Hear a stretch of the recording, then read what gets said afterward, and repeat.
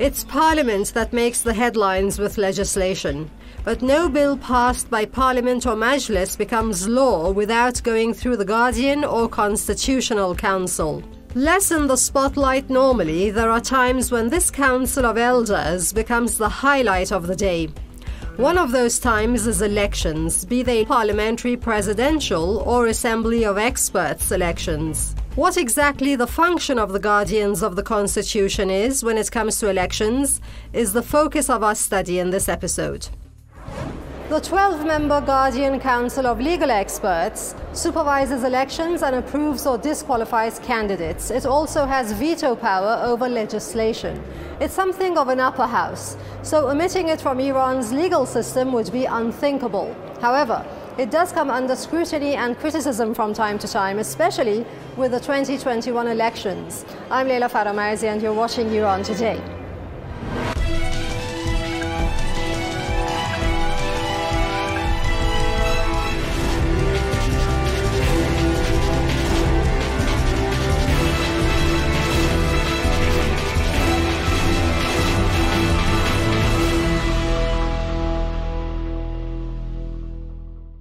The council, chaired by Ayatollah Jannati, approved only 7 candidates to run for president in the June 18th election. That was out of a total of 592 prospective candidates, 552 men and 40 women. The list of candidates or finalists was communicated on May the 25th and has since kept eyebrows raised with foreign critics, who incessantly bring the Conservative Council under attack. Mr. Atrianfar is among those at home expressing displeasure at the Guardian jurist selection. He is a reformist and member of the executives of Construction Party, who met with us at Press TV Studios. هیچگاه نباید نهادهای حقوقی به خصوص شورای نگهبان جهتگیری Legal institutions, especially the Constitutional Council, must never be politically biased. The Council was expected to adhere to this standard for the upcoming election. When a large number of people, at least 40 prominent figures among them, had registered to run for president, the political bias resulted in the elimination of almost every candidate who had political links with the reformists or was favored by like-minded institutions and were barred from the race. The situation at this point is so that out of 7 esteemed presidential candidates, 5 definitely belong to the principalists, and the 2 others don't represent the reformists. Well now, the more conservative or principalist walk of Iran's political spectrum wouldn't want to leave that unanswered. I got to talk to a couple of parliamentarians to hear them on whether the Guardians might have made a political decision, when in fact they are to vet candidates based on their legal credentials and existing documents. Mr. Nourouzi is Vice Chief of the Parliamentary Legal Committee. اگر اصلاحات یک شخصیتی رو که ضعف نداشت معرفی می‌کرد. Anyway, if the reformists hadn't introduced weak or problematic figures, they would definitely have the chance to see their candidates approved. I'm not a member of the Constitutional Council, but my question is, why didn't the reformists introduce Mr. Arif? Why didn't they put forth figures who could be qualified to run? Anyhow, they endorse people like Mr. Jahangiri, who have their own problems. Mr. Jahangiri has to be accountable for the economic problems in the past 8 years, because he has been the first vice president, a position comparable to the country's prime minister. He can't come forward and complain. He must first explain what he's been doing in the past 8 years and then run for president.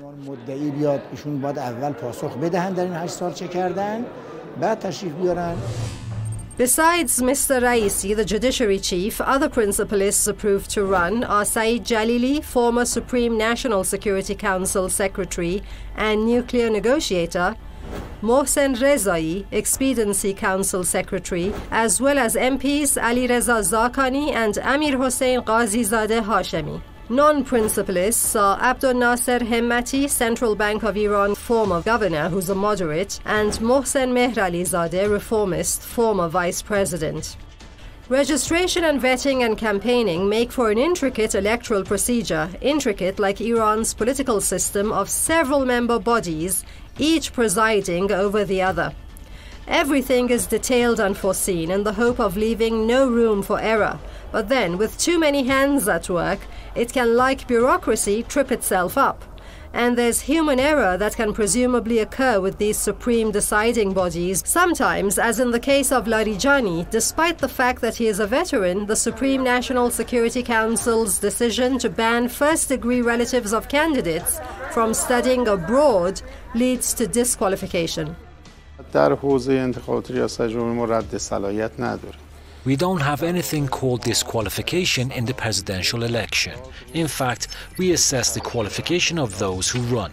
This doesn't mean that those who aren't approved are unfit or incompetent for other tasks or positions.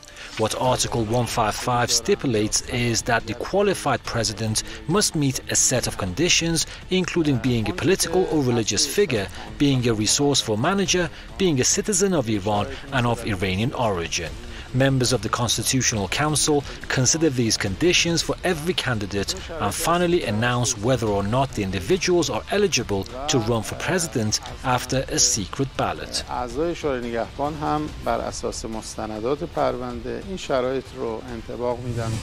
Mr. Zakir is chief of the parliamentary Article 90 committee. Mr. Larijani has been more of a principlist than a reformist. If he's rejected, it wasn't because he was a reformist. If candidates request explanations about why they have been disqualified, the Constitutional Council can tell them. The candidate can also make it public. There is no legal prohibition against it, but there is usually a convincing reason and expert work behind the decision. Sometimes the case of Mr. Mehralizadeh can find itself repeated. He was disqualified in one election due to the fact that a case was pending against him, but in the next round he was approved due to acquittal.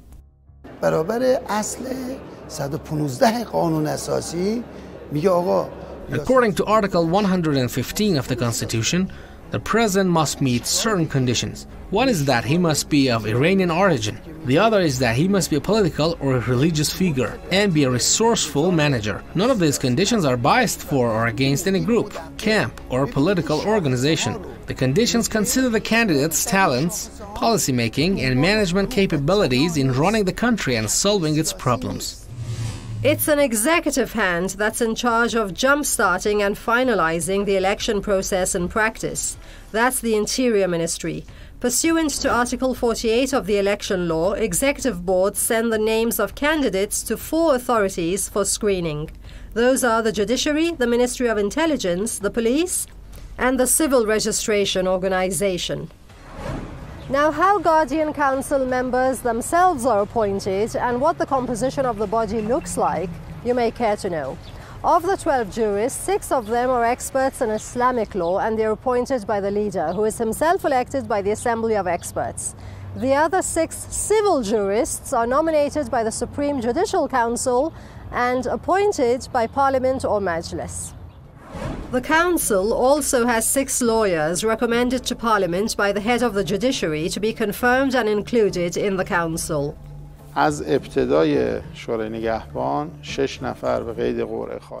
the Islamic Revolution of 1979, although the Constitution has it that the members of the Guardian Council must be changed every 6 years, 3 years after the establishment of the Guardian Council, 6 members from amongst both batches of the jurists, Islamic and civil, were changed. This policy was adopted in order to prevent any temporary closure of the Guardian Council.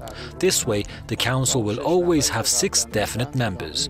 As a result, the system is so that 6 members of the 12 members of the Guardian Council undergo a reshuffle every 3 years. Regarding the Council's participation in national events, our MPs speak of how it safeguards the Islamic Revolution through these, say through elections. اون شخصیت اول بعد از رهبری در جمهوری اسلامی ایران طبق قانون رئیس جمهور. According to the constitution, the president is the country's second most important figure after the leader. He's the one who has to execute cultural, social, political, commercial, monetary, financial, banking, petrochemical, and other laws. Any candidate who wins the election must be able to bring everyone together from across the country. If this happens, the revolution thrives and the country will be united. If the elected president is chosen based on meritocracy, the country will be united, free of conflict and revolutionary. The Constitutional Council is responsible to ensure that. The Council has thought for some 800 hours to select which candidate can run the country for the next 4 or 8 years. I said the Guardian Council is inseparable from the country's system of legal and political governance as it stands. Interestingly, even its critics, at least domestic political ones, don't criticize it as a body. ببینید ما نباید نهاد شورای نگهبان رو مورد نقد We shouldn't criticize the Constitutional Council itself, as the leader of the Islamic Revolution has also stressed. We should protect the prestige and identity of the legal institutions as enshrined in the Constitution. But we can criticize the performance of the Council's members. During the leadership of late Imam Khomeini, if the members of the Constitutional Council made any mistakes, he would criticize them and advise them to correct their behavior. We should question those who didn't vote for Mr. Larijani and ask them to explain what their argument has been. Now, whatever strategy or insight might leave the last men standing, it's all for elections to be held, for the people to choose a new president.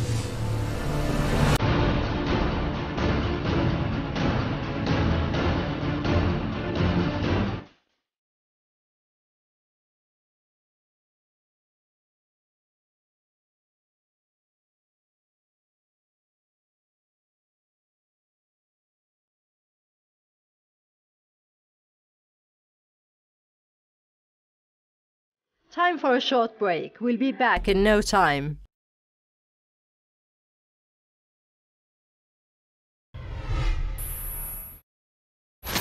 Incumbent President Rouhani's second term is coming to a close, with very little time left for the Vienna JCPOA talks to conclude in sanctions relief for Iran.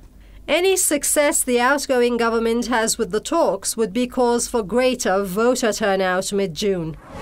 I'm only half done, but it's time to give other media outlets time for their say as well. So for a quick media review, stay tuned.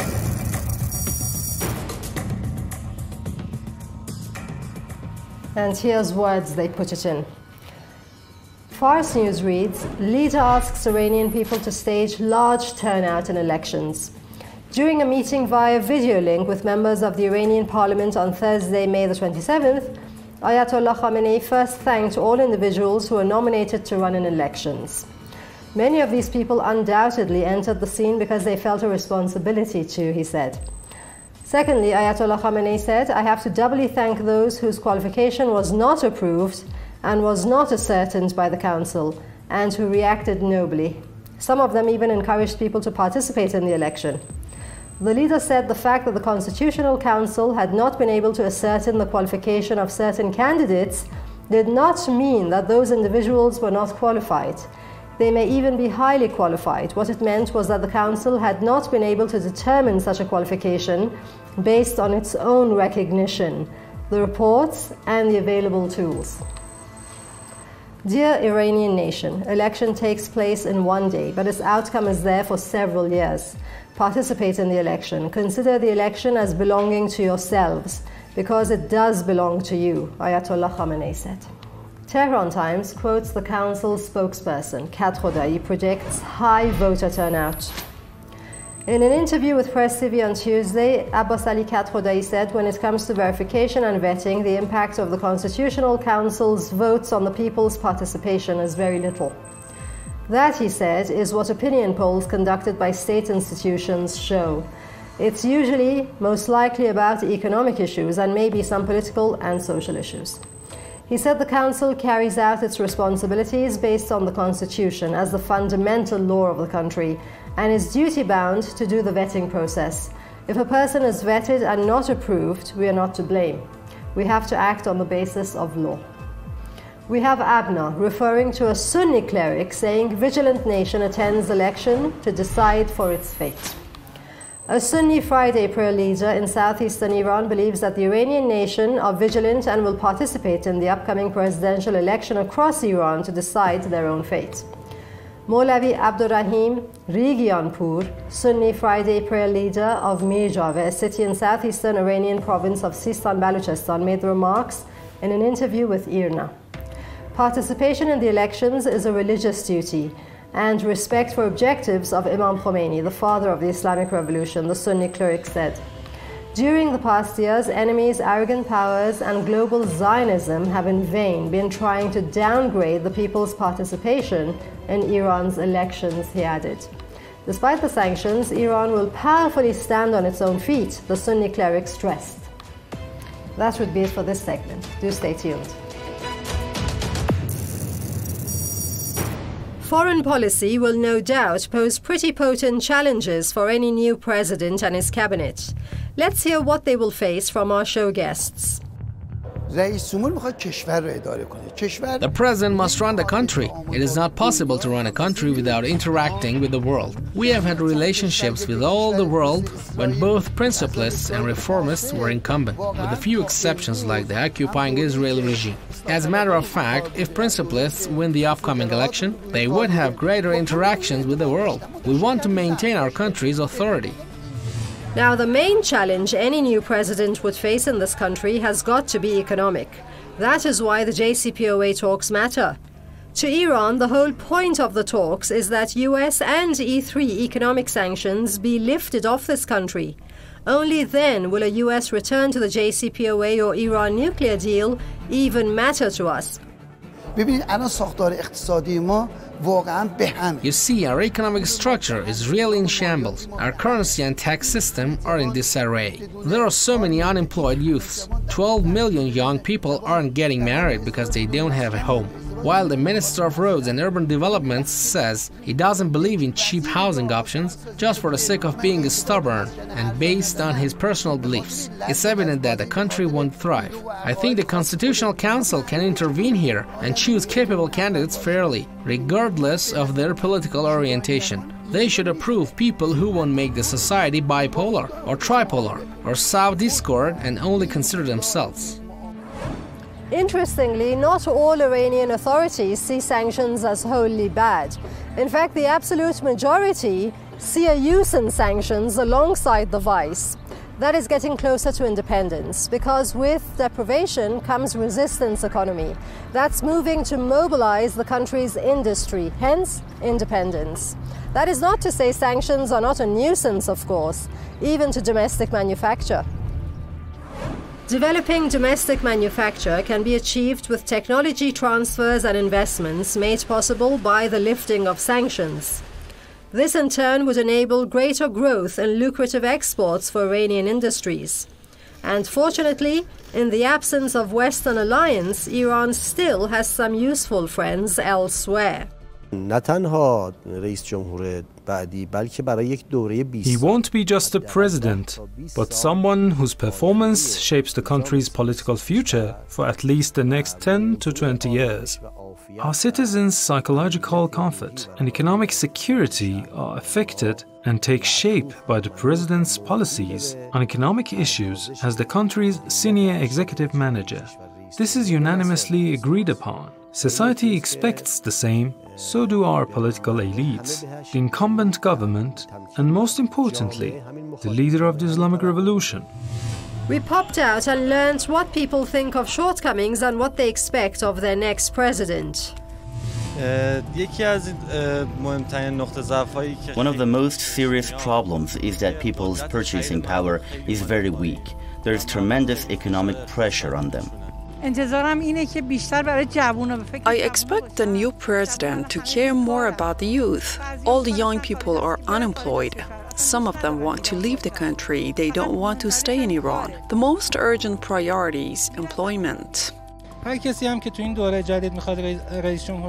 Anyone who wants to be president in the new term, as the leader said, must be the most efficient politician and fully familiar with the flaws in the system.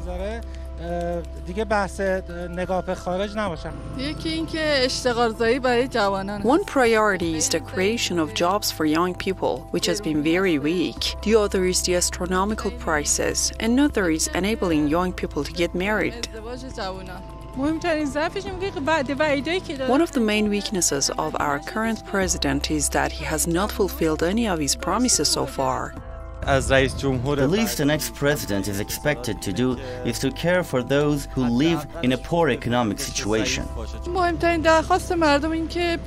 People's most important demand is that the president be able to address their problems and create jobs. Like many things related to Iran, its Guardian Council comes under international criticism in great part due to the country's system of governance being anew. It's a democracy with a name, an Islamic democracy. The Guardian or Constitutional Council as a legal body is not dissimilar to any other in the world. In France, the Constitutional Council is the highest constitutional authority. اصل نظارت در همه کشورها The principle of supervision is observed by all countries, whether those in Europe, the US or elsewhere, but the methods differ according to the nature of the countries. Considering that our constitution has a religious basis, part of the responsibility of the Constitutional Council is to ensure that the resolutions don't violate religious laws. The Council's members generally are tasked with ensuring that the passed laws are based on the Constitution. Its duties are first the supervision of elections and ensuring the legitimacy of referendums. That's going by Articles 58, 59 and 60. And second, the interpretation of the fundamental meanings of the Constitution, legislation and treaties. It is a Zionist thought to polarize the elections. The instance is Trumpism or Bidenism. They polarize the society, and instead of proposing their plans, they locked their horns and got involved in their private affairs, shouted and insulted each other. The result was that Congress came under a deadly attack. Our elections don't polarize the people. The election is multipolar. Different personalities are nominated and qualified who later compete in a healthy environment and are chosen by the people according to their plans discussed during ethical debates.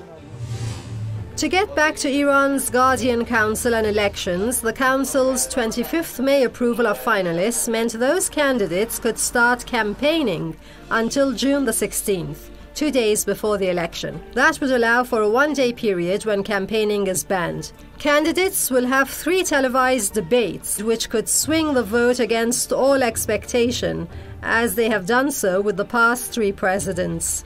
The Interior Ministry has said it could extend voting until 2 a.m. on June the 19th, since the polls will not operate at full capacity in order to observe COVID-19 guidelines. The reformists are now considering the options in a situation where their prominent nominees, including Mr. Asaq Jahangiri, Mr. Pezeshkian, Mr. Mohsen Hashemi, Mr. Shariat, and others are rejected. They are probably planning to endorse the 2 reformist leading candidates for now and decide on who would withdraw from the race in favor of the other on the eve of the election day based on their popularity in opinion polls. تجدید نظری رو صورت بدیم و احتمالاً بتونیم این 2 نفر رو. اما در مورد مسئله مشارکت که بعضی نگرانند که مشارکت کم خواهد شد. بنده به نظرم اینجور میرسه که مشارکت مردم، حالا گروه‌های خاص کار نداریم، یه گروه ممکنه دنبال فلان اسم یا فلان جناح یا فلان عنوان باشن، اینا رو کار نداریم. عامه مردم، عموم مردم دنبال اسم این و اون نیستن. عامه مردم دنبال اینن که ببینن چه کسی دارای یک مدیریتی است، یک قوت عملی است یا قوت اراده است، یک کارآمدی است که میتونه مشکلات کشور رو از میان برداره. دنبال اینن. اگر نامزدهایی که امروز در صحنه‌اند بتوانند به مردم نشان بدن و بیان کنند و نشان بدن که دارای این کارآمدی هستند، مردم میان پای صندوقام میرن. در مشارکت بالایی هم خواهد بود انشاءالله به توفیق الهی.